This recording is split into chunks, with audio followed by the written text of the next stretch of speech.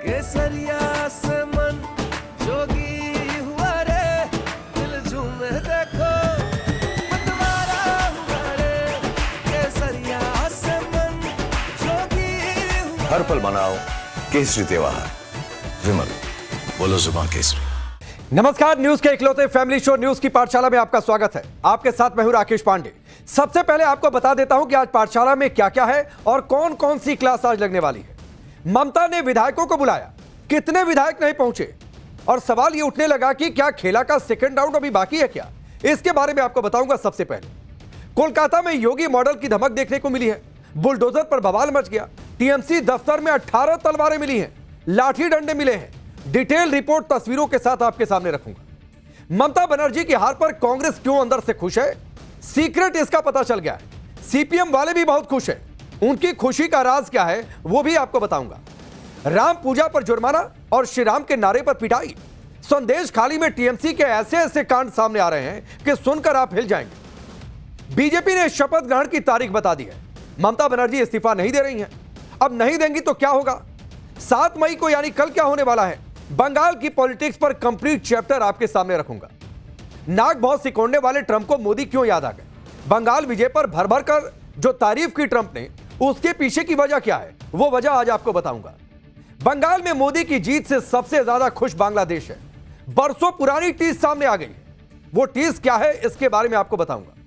कांग्रेस ने रातों रात पाला बदल दिया, स्टालिन की पीठ में छुरा मार दिया। राहुल के अवसरवाद का कंप्लीट चैप्टर भी आपके सामने होगा। ईरान ने पिछले 24 घंटे में ऐसा क्या कर दिया कि अमेरिका को अपना प्रोजेक्ट फ्रीडम बंद करना पड़ा, उसकी वजह आपको बताऊंगा। ये सारी चीजें आपके सामने होंगी, लेकिन पहले दिन भर की खबरों का रिवीजन।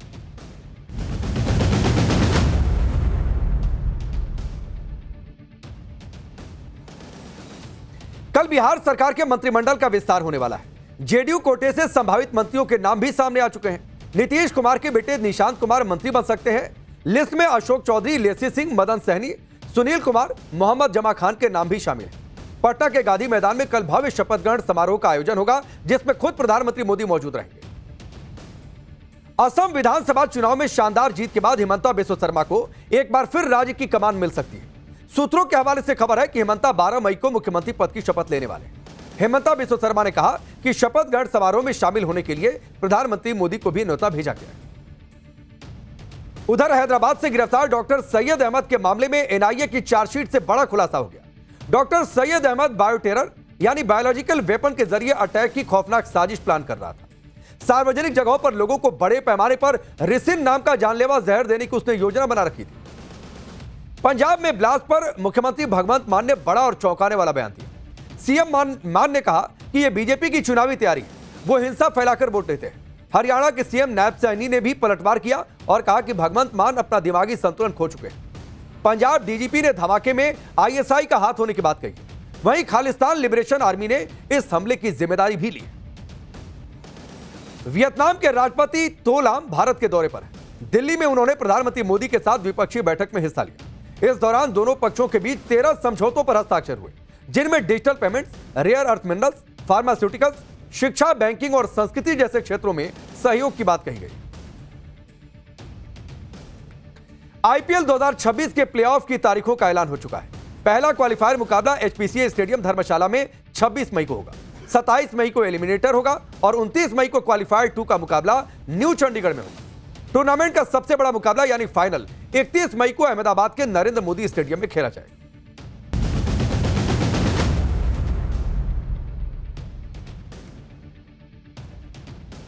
और चलिए दिन भर के रिवीजन के बाद आगे बढ़ते हैं और अब बारी है आज पाठशाला के पहले चैप्टर की, जिसमें आपको बताएंगे कि ममता ने विधायकों को बुलाया, कितने विधायक पहुंचे और कितने नहीं पहुंचे। जिसके बाद यह सवाल उठ गया कि खेला का सेकंड राउंड बाकी है क्या। कोलकाता में योगी मॉडल देखने को मिला है। यह अलग बात है कि सरकार अभी बनी नहीं। बुलडोजर पर बवाल मच गया है। टीएमसी दफ्तर में 18 तलवारें मिली हैं, लाठी डंडे मिले हैं।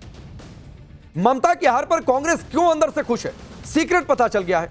और सीपीएम वाले भी बहुत खुश बताए जा रहे हैं, वो सीक्रेट आज आपको पता चलेगा। राम पूजा पर जुर्माना और श्री राम के नारे पर पिटाई। संदेश खाली में टीएमसी के ऐसे ऐसे कांड सामने आ रहे हैं, ऐसी ऐसी कहानियां सामने आ रही हैं कि आप सुनकर हिल जाएंगे। बीजेपी ने शपथ की तारीख बता दी है। ममता इस्तीफा नहीं देंगी तो लोग पूछ रहे हैं कि क्या होने वाला है। इधर 7 मई की तारीख भी बहुत खास है। क्या है इस खास तारीख में आपको बताऊंगा। बंगाल पॉलिटिक्स पर कंप्लीट चैप्टर आज आपके सामने होगा। नाक बहुत सिकोड़ने वाले ट्रंप को आज मोदी याद आ गए, और मोदी याद आ गए बंगाल विजय के बाद। बंगाल विजय की धूम पूरी दुनिया में है। बंगाल विजय पर भर भर कर तारीफ की है ट्रंप ने, लेकिन इसके पीछे की वजह क्या है वो आज आपको बताऊंगा। बंगाल में मोदी की जीत से सबसे ज्यादा खुश बांग्लादेश है। वर्षों की टीस सामने आ गई है, उस टीस के बारे में भी आज आपको बताऊंगा। लेकिन पहले कुछ तस्वीरें दिखा लेता हूं। चुनाव के बाद जश्न आमतौर पर मनता है, और पार्टी कार्यकर्ताओं को तो जश्न मनाते हुए आपने अक्सर देखा होगा, और ऐसा हर राज्य में होता है। जो पार्टी जीती है उसके समर्थक सड़कों पर उतरते हैं, जय जय घोष करते हैं, जय जयकार करते हैं, जश्न मनाते हैं। कहीं ज्यादा जश्न मनता है, कहीं कम मनता है। लेकिन आप यकीन मानिए कि बंगाल में जो हो रहा है वो अपने आप में अद्भुत है, अपने आप में अकल्पनीय है। और ये सारी बातें इसलिए क्योंकि ये सामान्य से अलग तरीके का जश्न है। बंगाल में बीजेपी के कार्यकर्ताओं को तो आप छोड़ दीजिए, क्योंकि जाहिर सी बात है उनकी पार्टी जीती है, कार्यकर्ता मेहनत किए हैं, मेहनत का फल मिला है तो जश्न मनाएंगे। बड़ी बात यह है कि वहां का आम जनमानस भी जश्न में डूबा है और जमकर अपनी खुशी का इजहार भी कर रहा है। लोगों की खुशी देखकर, उनकी बातें सुनकर ऐसा लग रहा है जैसे 1.5 दशक के बाद वो किसी खास गुलामी से आजाद हो गए। कुछ लोग तो कहते सुनाई दे गए कि आजादी हो गई, आजादी मिल गई, इतनी खुशी है, इसीलिए लोग आजादी का जश्न मना रहे हैं। और कुछ लोग कह रहे हैं कि ये उसी तरीके का जश्न है जैसे 15 अगस्त को पूरा देश मनाता है। तो क्या 4 मई बंगाली मानुष की अस्मिता की आजादी का दिन है, जो 4 मई तारीख बीती? आज इस पर बंगाल से आई ग्राउंड रिपोर्ट आपको दिखाएंगे, तब आपको यह पता चलेगा कि ये सारी बातें जो हमने कही है वो क्यों कही है, क्योंकि इनकी तस्दीक उस ग्राउंड रिपोर्ट से हो रही है। जिस मुख्य चुनाव आयुक्त ज्ञानेश कुमार को ममता बनर्जी उनकी हार का सबसे बड़ा विलेन बता रही हैं, यानी ज्ञानेश कुमार को, क्या ज्ञानेश कुमार ने सच में वो कर दिखाया है जो अभी तक के इतिहास में कोई भी मुख्य चुनाव आयुक्त नहीं कर पाए? और हमारा कहने का मतलब है बंपर वोटिंग से, मतलब 93% वोटिंग।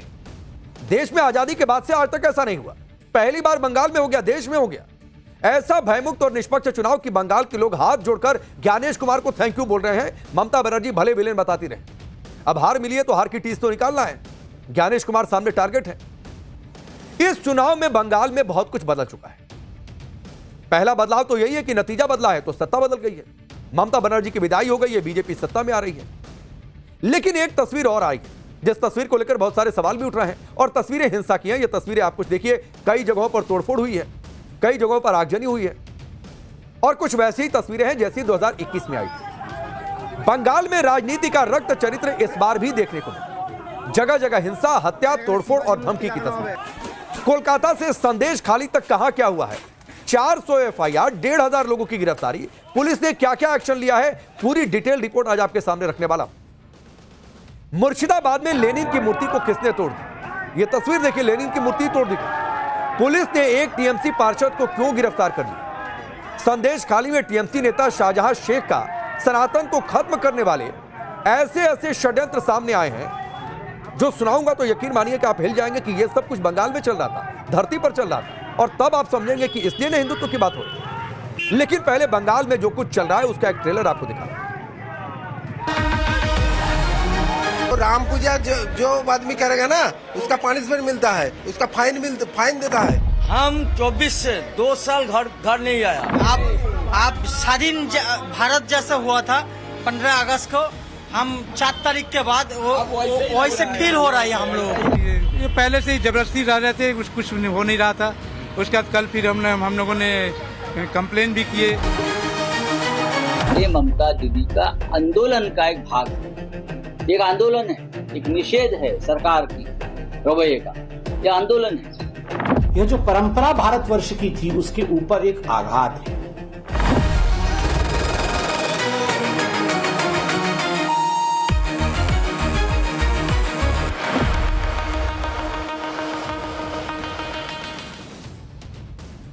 तो ये ट्रेलर आपने देखा, जिस ट्रेलर में लोग आजादी की भी बात कर रहे हैं। कुछ लोगों को लग रहा है कि ये तो एक तरीके का आंदोलन है कि मत इस्तीफा दो, ये भी आंदोलन का हिस्सा है। लेकिन बंगाल में चुनाव का नतीजा आया तो नतीजे आने के बाद से ही गुंडागर्दी भी पिछले कुछ समय में बेलगाम दिखी है। बवाली उपद्रवी फुल एक्टिव मोड में है, जहां देखो वहीं तोड़फोड़ हो रही है। कोलकाता से संदेश खाली तक जबरदस्त तरीके से कोहराम मचाए। तस्वीर देखिए, कोई कुर्सी तोड़ रहा है, कोई बुलडोजर लेकर सड़क पर निकल गया। खास तौर पर आसनसोल, कूच बिहार, पूर्वी बर्धमान और बारुईपुर में तो जबरदस्त हाहाकार मचा है। और यह हालत तब है जब बंगाल में अभी भी सेंट्रल फोर्सेस की 700 कंपनियां तैनात हैं। आप सोचिए, 700 कंपनियां मतलब हजारों जवान तैनात हैं। 70,000 जवान हाथ में राइफल लेकर बंगाल के लोगों की पहरेदारी में खड़े, फिर भी हिंसा रोकी नहीं जा सकी। तो सवाल उठ रहा है कि आखिरकार ऐसा कैसे हो रहा है। नतीजे आने के बाद से अभी तक कोलकाता पुलिस ने 2 लोगों के मौत की भी पुष्टि की है। हालांकि पुलिस ने इस बात का दावा नहीं किया है कि यह मौतें राजनीतिक हिंसा में हुई हैं या किस वजह से हुई, लेकिन पुलिस की जो रिपोर्ट अभी तक है वो बता रही है कि बंगाल में हिंसा बड़े लेवल पर हुई है। आप देखिए जो एक्शन अभी तक हुए, बंगाल पुलिस ने अभी तक 200 से ज्यादा एफआईआर दर्ज की है, 433 लोगों को गिरफ्तार किया गया है। प्रिवेंटिव धाराओं में 1100 से ज्यादा लोगों को गिरफ्तार करना पड़ा है जिन पर शक था कि ये कुछ उपद्रव मचा सकते हैं, इसलिए उनको पहले से पकड़ लिया। हालांकि पुलिस का यह भी दावा है कि बंगाल में हिंसा पर कंट्रोल कर दिया गया है। आज सुबह से हिंसा, धमकी या मारपीट की एक भी घटना नहीं हुई है। जो हुई थी वो नतीजे के कुछ शुरुआती समय में हुई। अब सुनिए बंगाल के डीजीपी ने क्या कुछ कहा। Since day 4 yesterday, after the announcement of result, there have been incidents of violence, including threatening, assault, intimidation, and on those incidents we have registered more than 200 FIRs, and we have arrested 433 persons during investigation of those FIRs. Apart from that, we have arrested more than 1100 persons in preventive sections. And after these things, from today morning, there has been no incident of any assault or any violence from today morning. तो पश्चिम बंगाल के DGP ने कहा कि आज सुबह से बंगाल पूरी तरीके से शांत है। ये नतीजे के कुछ शुरुआती घंटों में ये खून खराबा और ये बवाल हुआ। लेकिन जब भी बंगाल के चुनावी इतिहास की बात होती है तो आप देखिए कि हर बार हम चर्चा करते हैं कि बिना रक्त चरित्र के उसकी चर्चा नहीं होती। बंगाल में चुनाव के बाद खून खराबे की कहानी दशकों से चली आ रही है। लेफ्ट की सरकारों से लेकर टीएमसी की सरकार तक बंगाल की धरती हर चुनाव के बाद लाल होती रही। कभी ऐसा नहीं हुआ कि चुनाव का नतीजा आ गया और सब कुछ शांत रहे। लेकिन इस राजनीतिक मारकाट पर कोई लगाम नहीं लगा पाए। आप देखिए कि पिछले 16 साल से बंगाल में चुनाव के बाद हिंसा के आंकड़े क्या थे। उन आंकड़ों की एक तस्वीर मैं आपके सामने रखता हूं, बहुत ध्यान से आप देखिए। 2021 में चुनावी नतीजे आने के बाद हिंसा की कुल 1934 शिकायतें पुलिस को मिली, जबकि 2011 में हिंसा की 15,000 घटनाएं हुई। इसी तरह 2021 में 24 लोगों की जान गई थी, जबकि 2011 में 25 लोग मारे गए थे।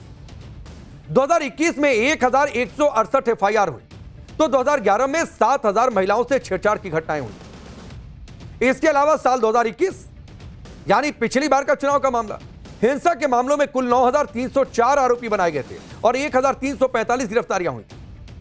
वहीं इस बार नतीजे आने के बाद 2 दिनों में ही 200 एफआईआर दर्ज करनी पड़ी, 1,500 लोग गिरफ्तार किए गए।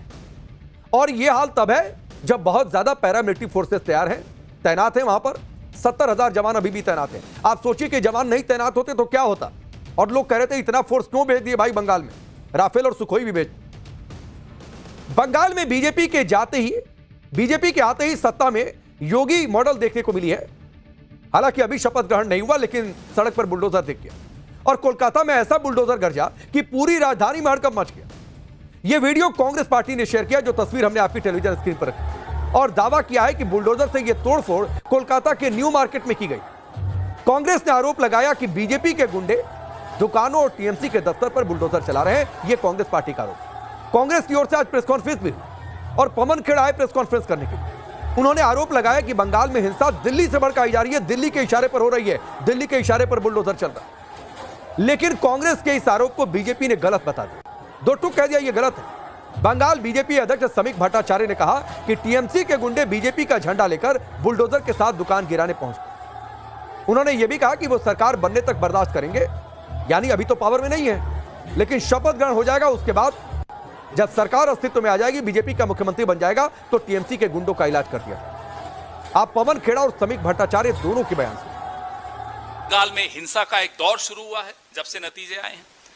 उसे रोकने की जगह दिल्ली से उन्हें भड़काने का काम हो रहा और कोई उसके बारे में बात नहीं कर। ऑफिसेस जलाए जा रहे हैं प्रतिद्वंदियों के, लोगों को मारा जा रहा है, डीजे बजा बजा के अश्लील गाने चलाए जा रहे हैं, दुकानें तोड़ी जा रही हैं।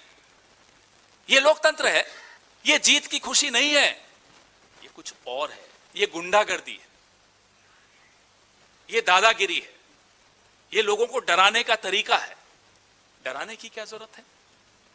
अब तो आपको संविधान की शपथ लेनी है, उससे पहले आप ये क्या माहौल बना रहे हो? जो तोड़ा वो तृणमूल कांग्रेस का लोग ही है, बीजेपी का झंडा का इस्तेमाल किया।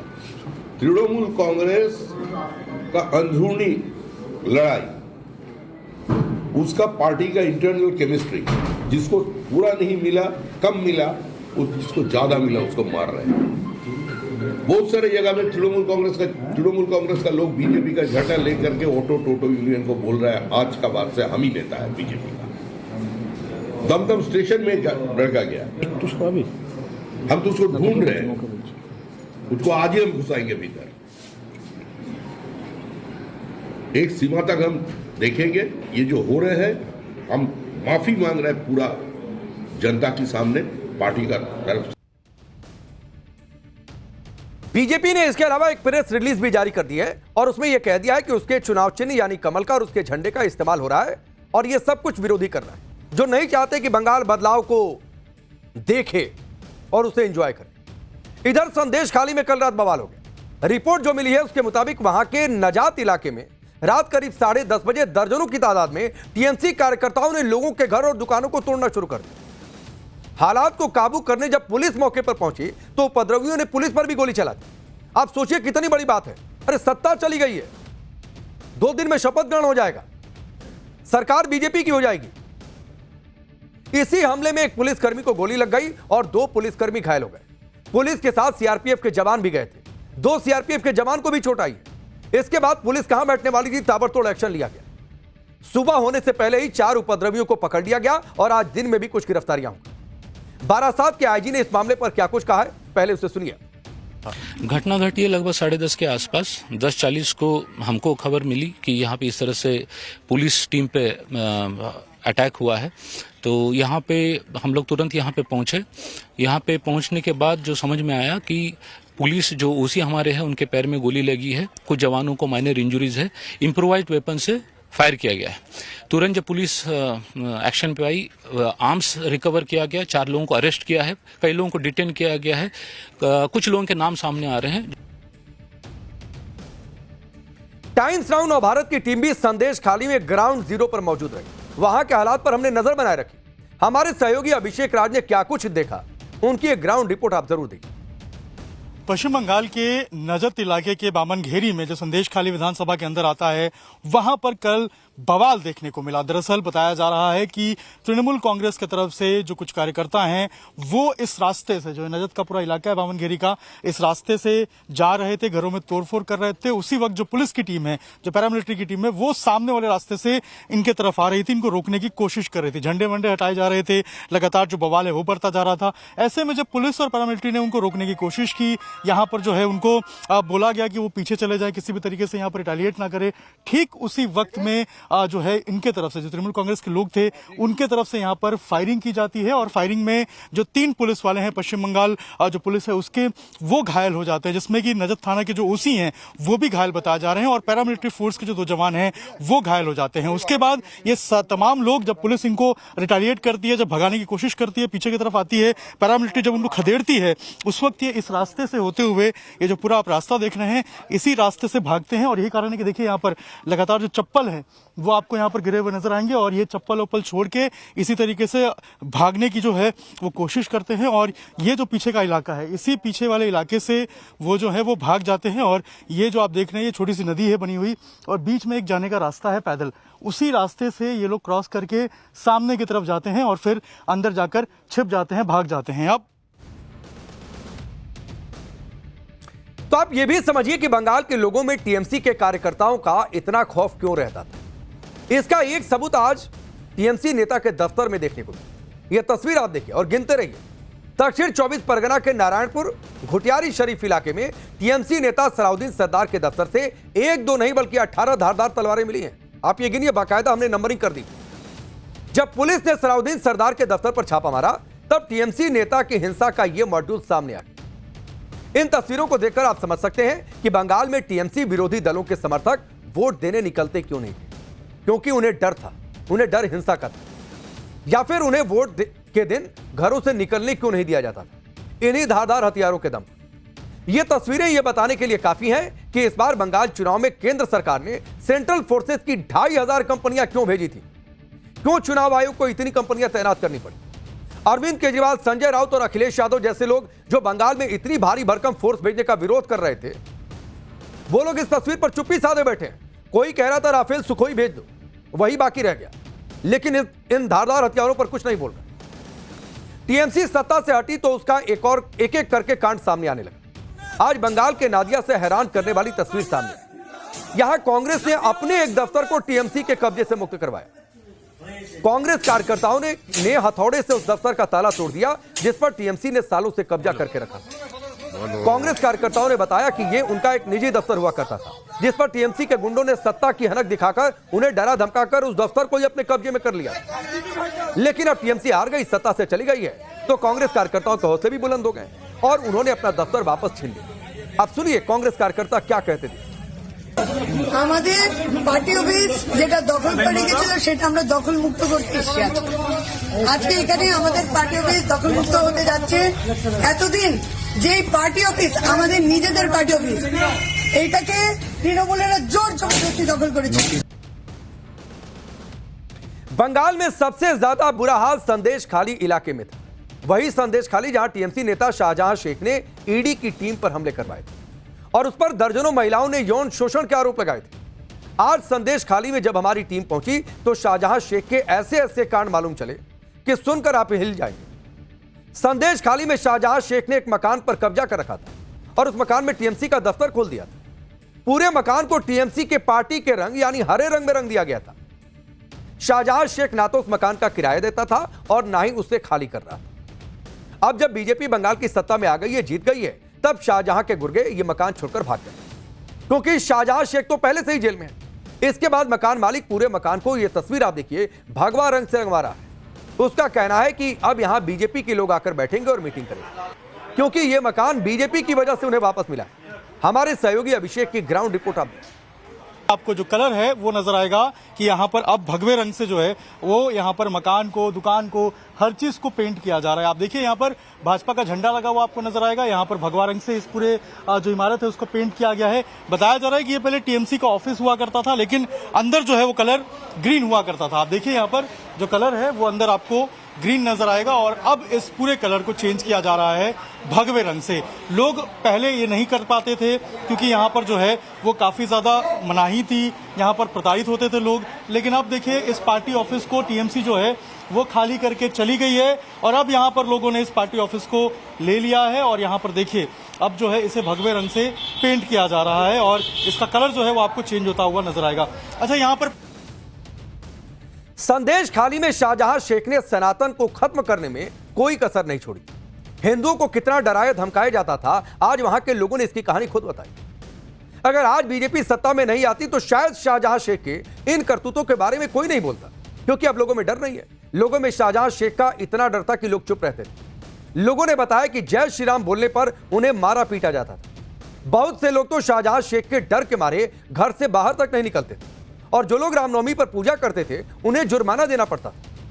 वहीं जिस मकान पर टीएमसी के गुंडों ने कब्जा करके पार्टी दफ्तर खोल रखा था, आप सुनिए वहां के स्थानीय लोगों ने उसके बारे में क्या कुछ बताया। पहले टीएमसी का पार्टी ऑफिस था, वो जब भी भारतीय जनता पार्टी सत्ता में आ गया उसके बाद वो छोड़ के चला गया। वो बोला आपको वेलकम, मैं विदा हो गया, ठीक है, इसलिए वो छोड़ के चला गया। हम लोगों को इसका रंग पूरा बदल दिया, ठीक है। हमारा जो गेरुआ कलर है, जो वो कलर आएगा भारतीय जनता पार्टी का, वो कलर कर रहे हैं।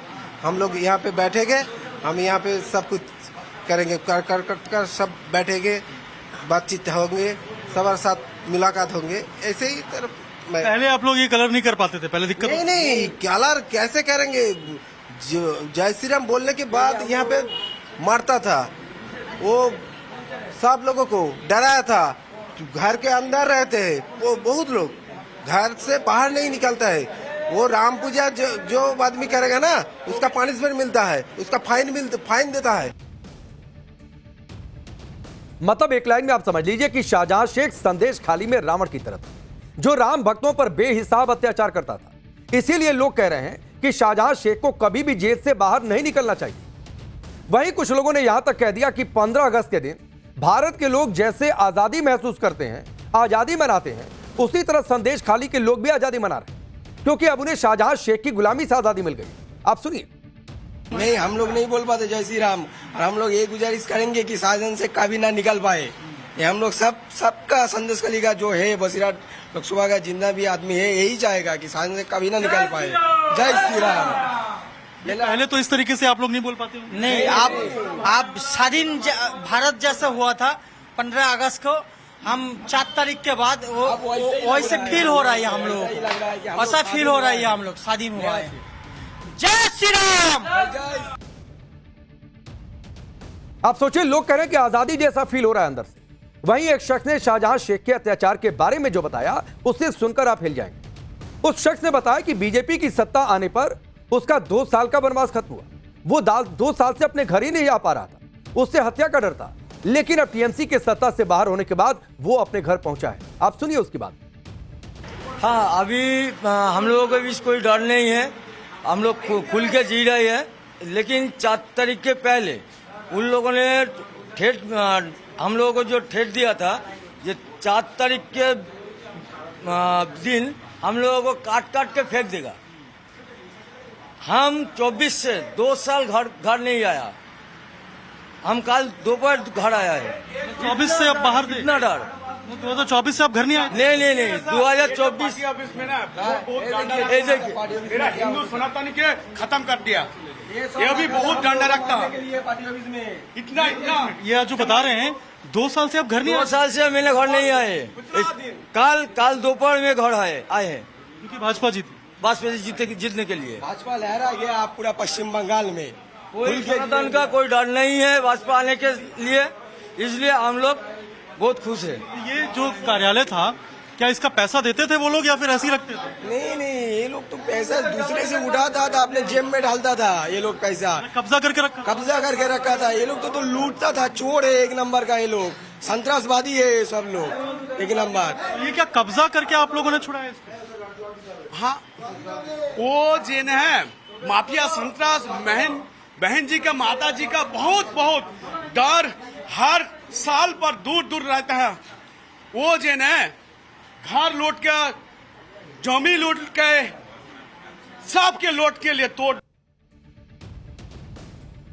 अब टीएमसी का एक और कांड आपको सुनवाता हूं। बंगाल के टॉलीगंज में टीएमसी के गुंडों ने एक पेट्रोल पंप पर कब्जा कर लिया था और बाकायदा वहां पर अपना पार्टी दफ्तर खोल दिया था। लेकिन टीएमसी के हारने के बाद अब उस पेट्रोल पंप मालिक को भी अपनी संपत्ति वापस मिल पाई। हमारे सहयोगी की एक ग्राउंड रिपोर्ट आप। पश्चिम बंगाल में लॉ एंड ऑर्डर की स्थिति चुनाव से ठीक पहले क्या थी, किस तरीके से टीएमसी के कार्यकर्ता लोगों को परेशान करते थे, इसकी बानगी देखिए। इस वक्त मैं टॉलीगंज में हूं और ये हिंदुस्तान पेट्रोलियम का एक पेट्रोल पंप है और इसको ध्यान से देखिए। ये पेट्रोल पंप जो है सेना के एक अधिकारी के नाम पर आवंटित है, लेकिन इस पेट्रोल पंप पर कब्जा था एक पॉलिटिकल पार्टी के कार्यकर्ताओं का, जो यहाँ पर मनमानी करते थे, गुंडई करते थे। और ये पेट्रोल पंप पर इस वक्त मौजूद हूं और क्या कुछ हुआ मतगणना के बाद ये बताने का प्रयास कर रहा हूं कि देखिए, ये पेट्रोल पंप है हिंदुस्तान पेट्रोलियम का और यहाँ पर इस तरीके से पेट्रोल पंप पर जो है छोटे छोटे कटरे थे, एक कमरा था और इस पर जो है टीएमसी के जो गुंडे थे, कार्यकर्ता थे, जबरदस्ती कब्जा कर लिए थे। यहाँ पर आकर बैठते थे, मनमानी करते थे और जानबूझकर जो पेट्रोल पंप के मालिक हैं उनको परेशान करने का प्रयास करते थे।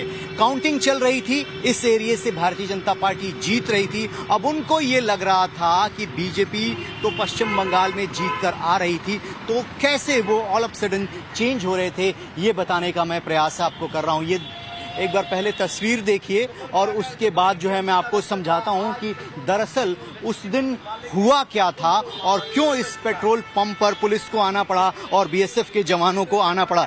चलिए एक बार आपको तस्वीर दिखा देता हूं और ये वो जगह है जहां पर टीएमसी के गुंडे जबरन आकर यहां पर बैठते थे। ये कुर्सियां देखिए, और पेट्रोल पंप के मालिक ने जैसे ही काउंटिंग हुई और उसके बाद इस पर ताला लगा दिया और उनको लगा कि अब तो टीएमसी हार गई है, तो उनको परेशानी नहीं होगी और उनको इन गुंडों से जो है वो निजात मिलेगी। लेकिन जैसे ही भारतीय जनता पार्टी जो है वो सत्ता में वापस आई, वो जीतने लगी, और वो जो है वही लड़के कलर चेंज करके भगवा कलर लगाकर, गुलाल लगाकर आ गए। और जो पेट्रोल पंप के मैनेजर हैं उनसे मैं बातचीत करता हूं, क्या हुआ था उस दिन और क्या दिक्कत हुई थी आप लोगों को? जिस दिन काउंटिंग हो रहा था उस समय रात को 9:30-10 बजे के करीब कुछ लड़के आए, तो उन लोगों को तो हम लोग पहचानते थे। वो लोग पहले टीएमसी करते थे, और अभी उस दिन देखें 29 तारीख को बीजेपी का गेरुआ रंग लगा के, अभी लगा के आके हम उन लोगों को बोला कि यहाँ हमारी पेट्रोल पंप की टैंकर खड़ी रहती है,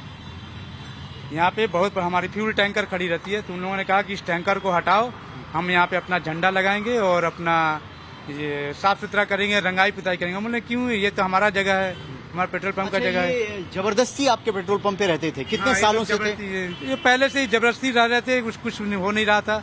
उसके बाद कल फिर हम लोगों ने कंप्लेन भी किए, और हम लोगों ने अपना कब्जा बरकरार रखने के लिए अपना ताला, हमारी ऑनर ने आकर वहाँ पे ताला लगाया अपना 2 ठो। तो उन लोगों को जब पता चला तो वो लोग आकर वो ताला, देखिए वो ताला तोड़ने की कोशिश की। जब ताला तोड़ रहे थे उसी समय हम लोगों ने थाने में कंप्लेन की। जरा एक बार वो कमरा दिखा देता हूँ, देखिए जरा, ये कमरा है और इसी में जो है वो टीएमसी के जो कार्यकर्ता कहिए, गुंडे कहिए, बदमाश कहिए, जबरदस्ती यहाँ पर लंबे समय से आकर बैठते थे, पेट्रोल पंप की सारी सुविधाओं का इस्तेमाल करते थे, जबकि पेट्रोल पंप जो है एक व्यक्ति के नाम पर आवंटित है। एक और लोगों को टीएमसी के कब्जे किए हुए अपने जगह वापस मिल रहे हैं। उधर टीएमसी ने बीजेपी पर ही गुंडागर्दी का आरोप लगा दिया। टीएमसी ने अपने मथुरापुर दफ्तर का एक वीडियो जारी किया और वहां हुई तोड़फोड़ के लिए बीजेपी को दोषी बता दिया। उधर मुर्शिदाबाद में एक चौराहे पर लगी लेनिन की मूर्ति को तोड़ दिया गया। यह तस्वीर आप देखिए, यह घटना मंगलवार रात करीब 10:30 बजे की। वीडियो में यह दिखाई दे रहा है कि सैकड़ों उपद्रवी वहां पर पहुंचे हुए थे और लेनिन की मूर्ति को तोड़ दिया। मूर्ति तोड़ते वक्त जय श्री राम के नारे लगाए जा रहे हैं, जिसके बाद सीपीआईएम ने बीजेपी पर मूर्ति तोड़ने का आरोप लगा दिया।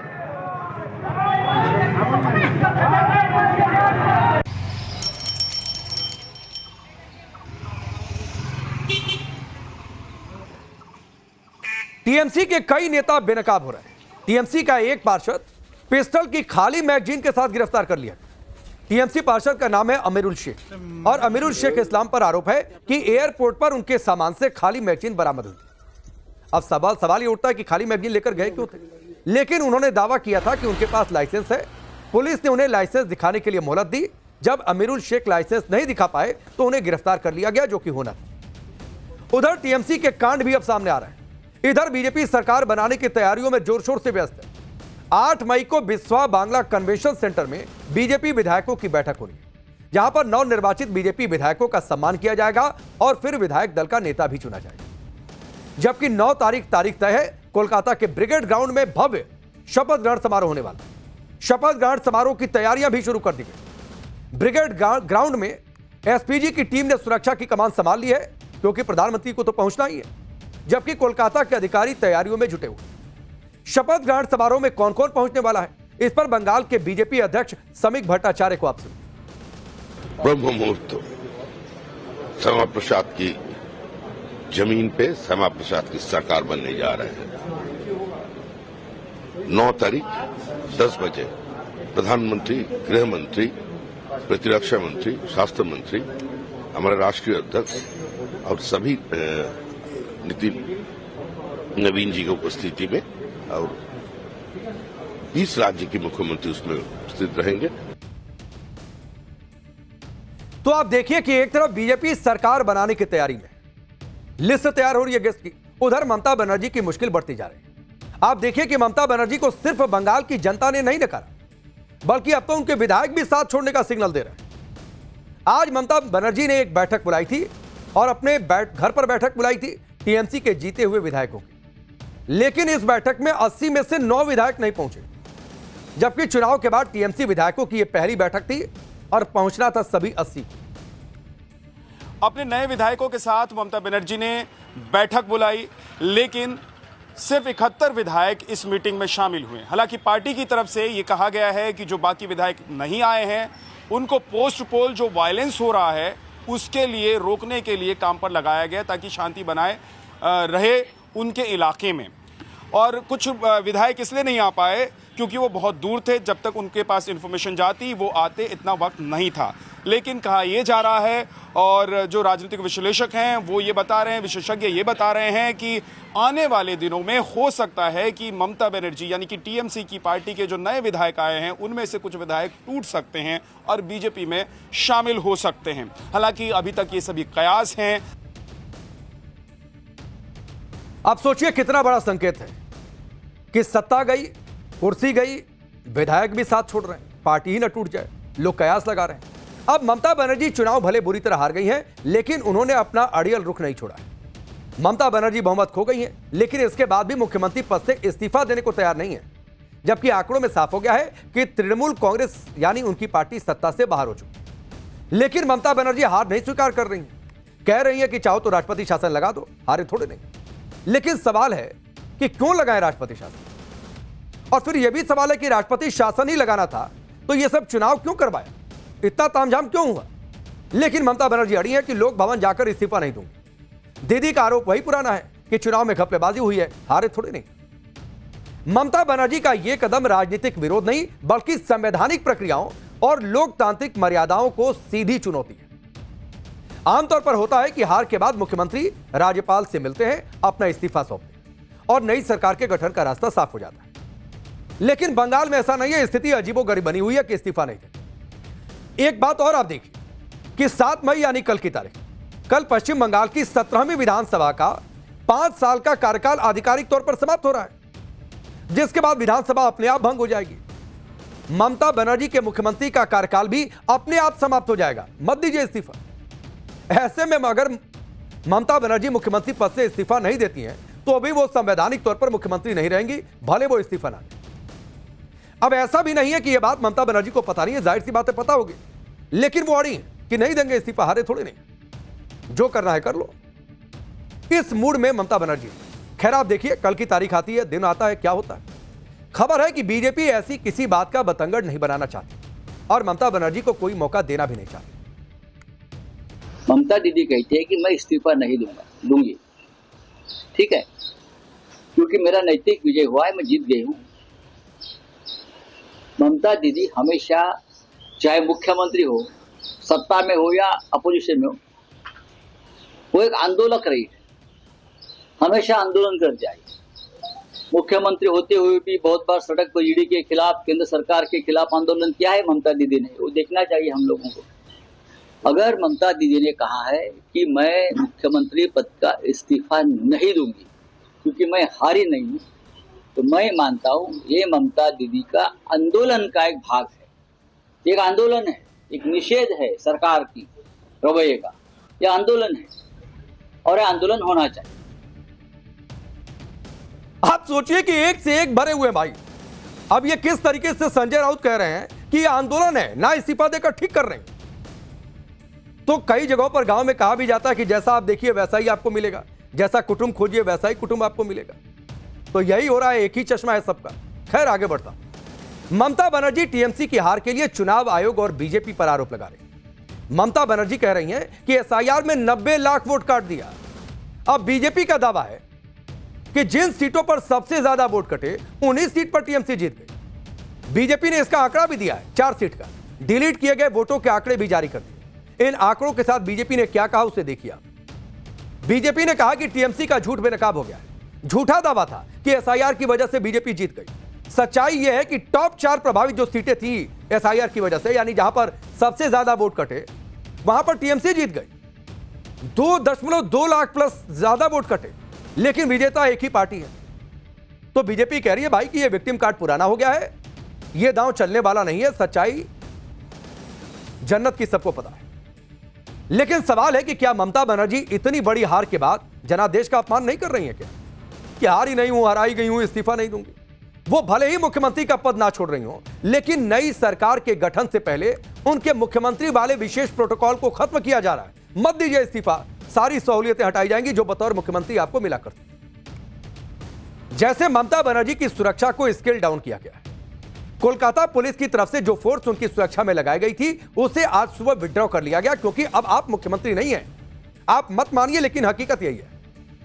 कालीघाट में हरीश चटर्जी स्ट्रीट पर उनके आवास के पास लगे बैरिकेड्स को हटा दिया गया, ताकि कई सालों से रेस्ट्रिक्टेड एंट्री वाले रास्ते को फिर से जनता के लिए खोला जा सके। और ये जो सिटिंग सीएम होते हैं, उनकी सुरक्षा के लिए रेस्ट्रिक्टेड एंट्री होती है कि हर कोई ना आए गुजरे वहां से, परमिशन के साथ गुजरे। ममता बनर्जी के आवास की गली में दाखिल होते ही दोनों तरफ से जो सुरक्षा घेरा था, गली के मोड़ पर सीएम सिक्योरिटी के अधिकारी सबका आईडी कार्ड चेक करके अंदर जाने देते थे। अब उस अतिरिक्त सिक्योरिटी को भी हटा दिया गया है, और वजह यही है कि भाई जनादेश है, आप मुख्यमंत्री नहीं है। ममता बनर्जी के घर के बाहर आज सिक्योरिटी हटाने के बाद क्या स्थिति थी, हमारे संवाददाता की यह रिपोर्ट आती है। 3 बार रही मुख्यमंत्री ममता बनर्जी हरीश चटर्जी स्ट्रीट में रहती है, कालीघाट स्थित है उनका आवास, और पिछले 15 वर्षों में शायद ये पहली बार होगा कि हमने यहाँ पर सालों साल जो सुरक्षा घेरा देखा है वो आज नहीं है। यानी कि चुनाव में हार जाने के बाद जो है एकदम से उनकी सुरक्षा में जो लोग और जो अधिकारी तैनात थे उन्हें हटा लिया गया है। हम आपको तस्वीरों के माध्यम से बताना चाहेंगे कि ममता बनर्जी के आवास में जाने के लिए इस सड़क से होकर आपको आगे जाना पड़ता है। अगर कोई भी यहाँ पर पहुंचता है तो उनको पहले यहाँ पर रोका जाता था। यहाँ पर सीएम सिक्योरिटी में तैनात अधिकारी बैठे रहते थे, और अगर किसी को इस सड़क से होते हुए अंदर गली में जाना है तो उनको अपना आईडी कार्ड देना होगा, उनको अपनी पहचान बतानी होगी, और सीएम सिक्योरिटी जब वेरीफाई कर लेती थी कि उनकी पहचान क्या है, उसके बाद ही उन्हें अंदर जाने की अनुमति दी जाती थी। तो भाई ये है कि किला ढह गया है, सेना हार गई है। अब सेनापति कहें कि हम कुर्सी पर बैठे हुए हैं तो बैठे रहिए।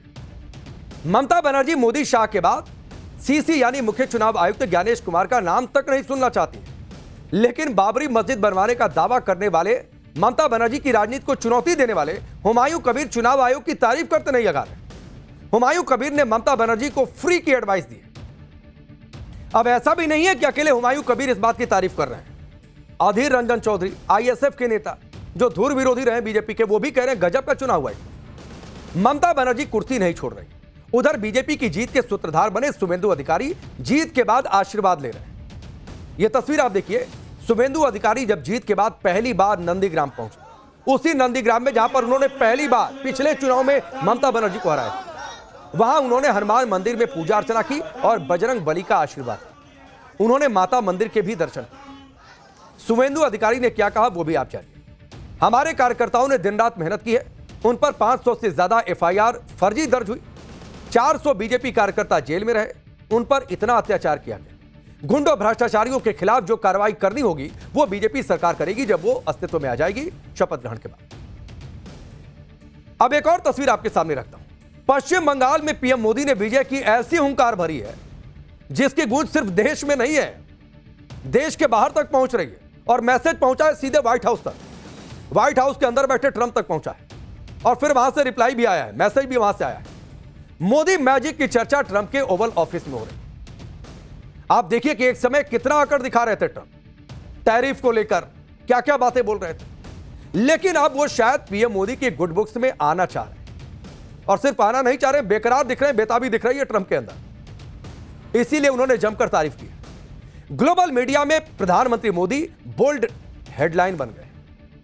दुनिया के बड़े बड़े अखबार मोदी वेब पर क्या कुछ लिख रहे हैं वो आपको आगे बताऊंगा मैं। लेकिन बंगाल की जीत के बाद बांग्लादेश के सुर भी बदल गए।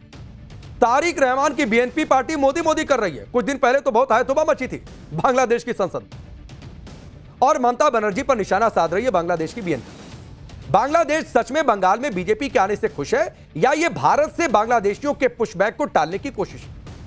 यह अपने आप में एक बड़ा सवाल है, क्योंकि कुछ दिन पहले कहा जा रहा था कि वहां जो बैठे हैं प्रवासी उनको कहीं इधर न भेज दिया जाए। वहीं पाकिस्तान में भी बीजेपी की प्रचंड विजय के बाद से जबरदस्त खलबली मची है, हड़कंप मचा है कि क्या ही हो गया। पाकिस्तानियों को यह डर सताने लगा है कि मोदी को हराना मुश्किल ही नहीं नामुमकिन होता जा रहा, और जब तक बैठे रहेंगे तो हमारा क्या होगा। भारत की मजबूत सरकार से जाहिर सी बात है पाकिस्तान की नींद उड़ गई, और सवाल उठ रहा है कि चुनाव देश का नहीं राज्य का था। पाकिस्तान और बांग्लादेश का इस पर रिएक्ट करना तो फिर भी समझ में आता है, क्योंकि बांग्लादेश का तो बॉर्डर लगता है और पाकिस्तान से अदावत तो है ही। कई मायनों में बांग्लादेश से बेटी रोटी वाला भी रिश्ता है। लेकिन भाई ये राष्ट्रपति डोनाल्ड ट्रंप जो कि अमेरिका में व्हाइट हाउस में बैठे हैं, वहां से क्यों वो बंगाल चुनाव के रिजल्ट पर पीएम मोदी को बधाई दे रहे हैं? लोग इसकी चर्चा कर रहे हैं और ये भी लोग चर्चा कर रहे हैं कि इसके पीछे कोई बड़ी मैसेजिंग है क्या। असम और बंगाल में चुनावी जीत पर अमेरिकी राष्ट्रपति डोनाल्ड ट्रंप ने प्रधानमंत्री मोदी को अपनी बधाई भेजी। क्या कुछ लिखा वो आप देखिए। व्हाइट हाउस के प्रवक्ता कुश देसाई ने इसकी जानकारी दी। उन्होंने बताया कि ट्रंप ने पीएम मोदी को बंगाल असम की ऐतिहासिक जीत के लिए बधाई दी। वर्ल्ड लीडर्स के बीच वैसे तो बधाई संदेश आम बात है, लोग देते रहते हैं बधाई सोशल मीडिया पर, पर्सनली फोन करके, लेकिन डोनाल्ड ट्रंप का प्रधानमंत्री मोदी को बधाई देना सिर्फ बंगाल के बारे में नहीं था, बल्कि इस बारे में था कि बंगाल का परिणाम दिखाता क्या है। बंगाल की राजनीतिक लड़ाई और जीत को बीजेपी के बढ़ते नेशनल और ग्लोबल इंपैक्ट के तौर पर देखा जा रहा है और दुनिया एहसास करे कि भाई ये 15 साल तीसरे टर्म में भी ये वेव कम नहीं हो रही है, बढ़ रही है। और ट्रंप को आश्चर्य अलग से हो रहा है, मतलब उनकी अप्रूवल रेटिंग अमेरिका में घटती जा रही है। खतरा दिख रहा है कि ये मिड टर्म इलेक्शन हार न जाए। अलग तरीके की वहां पर चर्चा चल रही है कि मिड टर्म इलेक्शन हार गए तो क्या होगा। जवाब देते नहीं बन रहा ट्रंप को। ईरान युद्ध के चक्कर में और मुश्किल हो गई, सड़क पर लोग हंगामा काटे हुए प्रदर्शन हो रहे हैं। दूसरी तरफ इधर प्रधानमंत्री मोदी है भारत में कि जीतते जा रहे हैं, रेटिंग बढ़ती जा रही है, रेटिंग रिकॉर्ड पर बढ़ रही है और जनता के मन में बढ़ रही है, जनादेश आ रहा है। अब जाहिर सी बात है कि ट्रंप अपने मन में सोचते होंगे कि ऐसा क्या है मोदी मैजिक। इसीलिए बंगाल में बीजेपी की जीत आप समझिए कि सिर्फ जीत नहीं है, बल्कि यह मोदी वेव को पुख्ता तौर पर स्थापित करता है, और वो भी तब जब वो तीसरी बार है देश की सत्ता में। बंगाल में बीजेपी की जीत ग्लोबल इंपैक्ट वाली है। दुनिया के तमाम बड़े अखबार इस जीत को कवर कर रहे हैं। ये तस्वीरें देखिए, कुछ स्क्रीनशॉट हमने आपकी टेलीविजन स्क्रीन पर रखी है। एक एक करके इन हेडलाइन को आप गौर से पढ़िए, उसके मतलब को समझिए। सबसे पहले वॉशिंगटन पोस्ट की हेडलाइन देखिए, क्या लिख रहा है। मोदी की पार्टी ने भारत के अहम राज्य का चुनाव जीत लिया। द गार्जियन हेडलाइन दे रहा है कि प्रधानमंत्री मोदी की बीजेपी ने पश्चिम बंगाल में पहली बार चुनाव जीत लिया है। द न्यूयॉर्क टाइम्स की हेडलाइन है कि मोदी के हिंदू राष्ट्रवादियों का भारतीय विपक्ष के गढ़ पर कब्जा है, यानी वहां भी यह हल्ला है कि सबसे मजबूत किला था जो ढह गया। अल जजीरा क्या लिख रहा है वो भी देखिए। मोदी की पार्टी बड़ी जीत के लिए तैयार है, यानी इससे भी बड़ी कोई जीत उन्हें दिखाई दे रही है। डीडब्ल्यू की हेडलाइन है कि भारत पश्चिम बंगाल जीत से मोदी की बीजेपी को फायदा मिला है, यानी पूरी दुनिया में हल्ला इस बात का है कि विपक्ष का सबसे मजबूत किला ढह गया, और सबसे मजबूत किला ढह गया तो तीसरे टर्म में भी भारत के जनमानस में मोदी को लेकर जो इमेज थी वो गड़बड़ नहीं हुई है, वो लहर कम नहीं हुई है। इसलिए सोच समझकर कैसे हिंदुस्तान से और मोदी से रिश्ते बढ़ाने, बहुत सोच समझकर बोलना है भाई। बंगाल में बदलाव हुआ है तो पड़ोसी बांग्लादेश भी टकटकी लगाए देख रहा है। बांग्लादेश के प्रधानमंत्री तारिक रहमान की पार्टी बीएनपी बीजेपी को भर भर कर बधाई पेश कर रही है और यह मानकर चल रही है कि बंगाल में ममता बनर्जी की हार बांग्लादेश के लिए फायदेमंद साबित हो सकती है। बांग्लादेश की रूलिंग पार्टी बीएनपी ने बीजेपी की जीत के सिकंदर शुवेंदु अधिकारी को बधाई दी और कहा कि बंगाल में बीजेपी के आने से बांग्लादेश के साथ भारत के रिश्ते मजबूत होंगे। बांग्लादेश की तरफ से यह भी बयान आया है कि अगर भारत से बांग्लादेशी वापस भेजे गए तो कार्रवाई। बांग्लादेश को डर भी लग रहा है, जाहिर सी बात है, और एक बड़ा मुद्दा भी इधर चुनाव में था। बंगाल और असम में बीजेपी का पूरा कैंपेन घुसपैठियों के खिलाफ रहा है और दोनों राज्यों में बीजेपी की जीत के साथ इस बात पर मुहर भी लगी कि पब्लिक भी यही चाहती है कि घुसपैठियां इधर रखेंगे नहीं, जितनी जल्दी हो सके घुसपैठियों को बाहर का रास्ता दिखा दिया। अब बांग्लादेश को डर सता रहा है कि बीजेपी जब सत्ता में आ गई है तो जो सबसे बड़ा उसका मुद्दा था, जो सबसे बड़ा उसका पॉइंट था और जो पहला पॉइंट ऑफ एक्शन हो सकता है वो ये हो सकता है कि घुसपैठियों को बाहर निकाल दिया। इसके साथ ही बीजेपी के सत्ता में आने को बांग्लादेश तीस्ता बैराज समझौते के मद्देनजर एक पॉजिटिव साइन के तौर पर भी देख रहा है। बीएनपी ने सीधे सीधे ममता बनर्जी पर अटैक किया और कहा है कि ममता बनर्जी ने पुराने तीस्ता रिवर प्रोजेक्ट पर रोक लगा दी। अब बांग्लादेश को उम्मीद है कि बीजेपी के आने से तीस्ता बैराज समझौते पर बात आगे बढ़ेगी। तो चुनावी नतीजे की कहानी आपने देखी, मोदी वेव की कहानी आपने देखी, झटका विपक्ष को कैसे लगा उसकी कहानी देखी। अब पाठशाला में अगले चैप्टर की बात, जिसमें आपको बताएंगे कि चुनावी नतीजों के बाद कांग्रेस ने कैसे रातों रात पाला बदल लिया, स्टालिन की पीठ में छुरा मार दिया, वही स्टालिन जिनको साथ ले लेकर घूम रहे थे। राहुल के अवसरवाद का कंप्लीट चैप्टर अब आपके सामने हो। 5 राज्यों के चुनाव में जो जीता है उसकी वजह से सियासत का समीकरण बदल गया, लेकिन जो हार गया उसकी वजह से देश की राजनीति बदल रही। विपक्षी गठबंधन यानी इंडिया अलायंस अलग थलग हो रहा है, दरार दिख रही है, हारने वालों की फौज खड़ी हो गई। मतलब एक तरीके से ऐसा हाल है कि तू चल में आया, प्रतियोगिता लगी है एक एक राज्य में। फोकस जाहिर सी बात है लखनऊ शिफ्ट हो गया है और लोग कह रहे हैं कि अगला नंबर क्या यूपी में होगा, क्या अखिलेश यादव का होगा?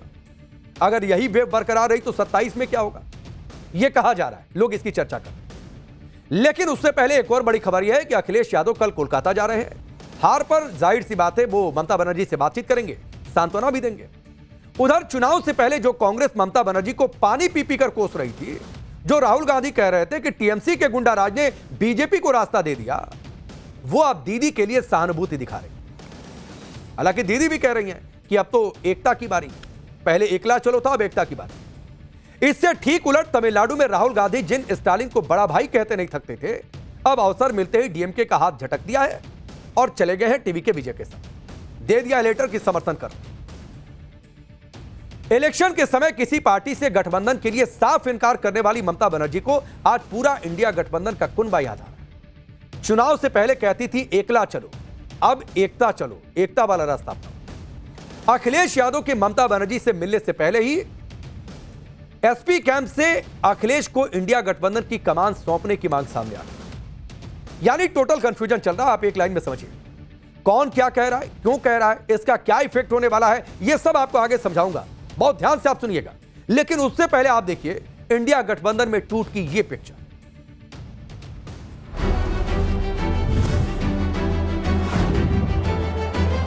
My target is very clear. I will strengthen the India team just like a small person. अगर अखिलेश यादव जी इंडिया गठबंधन की अगुवाई करेंगे तो हर चुनाव जीतने का काम होगा। My brother Stalin, elder brother Stalin. The Congress has offered its support to the TVK and that is why we called it backstabbing. आप सोचिए, बड़ा भाई की पार्टी कह रही है कि छोटे भाई की पार्टी ने तो पीठ में छुरा घोंप दी। उधर ममता बनर्जी कह रही है साथ चलेंगे, इंडिया गठबंधन को मजबूत करेंगे। अरे पहले ही मजबूत कर लिया होता। ममता बनर्जी की हार पर विपक्ष की ओर से ही टीएमसी पर सवाल उठाएगा। टीएमसी के खराब प्रदर्शन पर कांग्रेस के अंदर खाने से ही अटैक हो रहा है। लेकिन राहुल गांधी के सुर ममता की हार के बाद बदल गए। लोग कह रहे हैं कि ऐसा इसलिए हुआ कि राहुल से बेहतर भारत की राजनीति में कोई नहीं जानता होगा कि हार का दर्द कितना भयानक होता है। इसीलिए राहुल गांधी समझ रहे हैं कि इस समय ममता बनर्जी को कितना दर्द हो रहा होगा इस हार के बाद। कम से कम हार का गम गीला करने में राहुल से ज्यादा एक्सपीरियंस भारत की राजनीति में किसे होगा। हार पर हार बीजेपी कह रही है 100वीं हार हो गई। इसीलिए किसी के हारते राहुल गांधी सहानुभूति देने लग जाते, भले ही पहले उसी शख्स को कोस रहे। हालांकि एक और बात हो सकती है, जो कांग्रेस को पहले डर था कि अगर ममता बनर्जी जीत गई तो विपक्ष का सबसे बड़ा चेहरा ना बन जाए, तो एक मन के अंदर भी सांत्वना मिली होगी कि चलो सांत्वना दे लें, अब तो चेहरे हम ही हैं और कोई कह भी नहीं सकता है कि ममता बनर्जी को चेहरा बना। राहुल गांधी इतने आगे निकल गए हैं कि ममता दीदी की हार पर खुशी मनाने वाले अपने ही नेताओं को चेतावनी दे रहे, बाकायदा सोशल मीडिया पोस्ट उन्होंने की। राहुल गांधी ममता की हार का ठीकरा ईवीएम चुनाव आयोग पर फोड़कर अपने अनुभव से ममता को फौरी राहत पहुंचाने की भरसक कोशिश कर रहे हैं। उधर ममता बनर्जी भी हारे का सहारा ढूंढने में लगी हैं। तो अभी तो अगर राहुल गांधी ममता दीदी को पॉलिटिकल ढांढस बधाने की कोशिश कर रहे हैं, तो ममता बनर्जी भी दावा कर रहे हैं कि अब उनके जीवन का एक ही मकसद है, और वो मकसद ये है कि इंडिया गठबंधन को मजबूत किया जाए। एक बार फिर सुनिए। I am grateful to all my India team's leaders. Sonia ji rang up me, Rahul Gandhi rang up me, Arvind Kejriwal, Uddhav Thackeray, Akhilesh Yadav, Tejaswi, Hemant Soren Yadav, Jharkhand Chief Minister, all the allies of United India Alliance, Indian Alliance. They said we are totally, absolutely with you. I think our solidarity will be united and strong.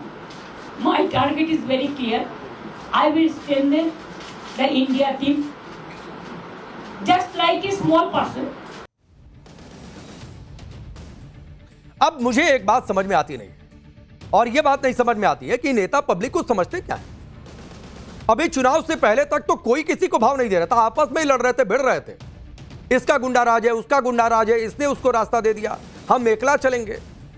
अब हार गए तो हृदय परिवर्तन हो गया। और इन नेताओं को लगता क्या है कि पब्लिक क्या इतनी आसानी से इनकी बात भी मान लेती है? क्या पब्लिक को चश्मा नहीं दिखता है कि पहले बड़ा भाई था, अब चले गए उसके साथ? तो क्या यह मौका परस्ती नहीं? पहले टीएमसी का गुंडा राज था, अब ईवीएम को दोष देना। तो एक लाइन में आप समझिए कि राजनीति में मौका परस्ती चल रही है सर। लेकिन अखिलेश यादव कोलकाता पहुंच रहे हैं कल, और कल जाहिर सी बातें पहुंचेंगे तो ममता बनर्जी से मुलाकात भी करेंगे। लेकिन इससे पहले ही सपा खेमे में ममता को लेकर बंटवारा दिखाई देने लगा। अखिलेश के एक नेता टीएमसी की सत्ता जाने के पीछे एक्सक्लूसिव वजह करप्शन को बता रहे हैं, तो दूसरे नेता कह रहे हैं कि भाई किसी से ना हो पाएगा, कमान अखिलेश भैया को सौंप दो और वही बीजेपी को हरा सकते हैं। आप सुनिए। क्या टीएमसी का वहां पे पूरा नेटवर्क जो था वो करप्ट था, जिसके चलते ऐसी चीजें हुई? इतना एंटी इनकम्बेंसी था जी। एंटी इनकम्बेंसी का जो है एक है करप्शन जी। इतनी लोअर लेवल से इतनी करप्शन था तो सबका मन में था करप्शन ही इनका सबसे मेन मुद्दा है। इंडिया गठबंधन के सभी दल अगर मिल के चुनाव लड़े तो भारतीय जनता पार्टी हर जगह चुनाव हारेगी, लेकिन इंडिया। तो एक बात समझिए कि सबको यह पता है कि बंगाल में ये जनादेश आया क्यों है। ठीक है, अपनी सियासत आप साधते रहिए।